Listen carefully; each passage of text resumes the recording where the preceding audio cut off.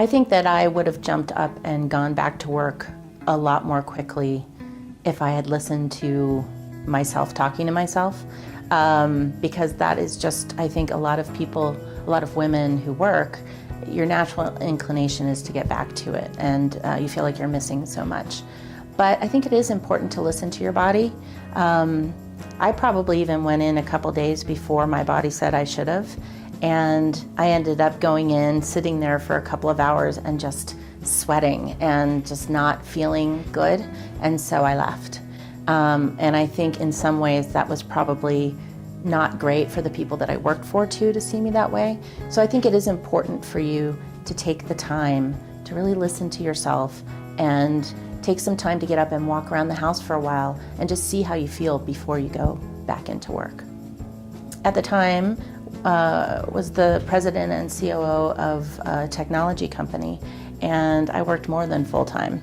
And so taking the time off, and I think I ended up taking 3 weeks off from work, that can be difficult. It can be difficult to plan for that.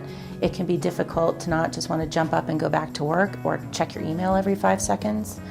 I think that the advice that I would give to somebody going back to work is, one, don't be afraid to take the time that you need. It is, as I've said before, I think that it is absolutely critical for you to take adequate time to heal, because otherwise you may end up extending the amount of time that you can't go back to work. Also, just giving yourself the right and the okay to not do anything, to just not check your email and not take phone calls, but really just to relax and let your mind just relax and your body relax. Absolutely critical. What to expect when you go back to work. I actually still had my drains in. I think that's relatively unusual now, because I think your drains are out in about 2 weeks. Mine were still in at about 3 weeks.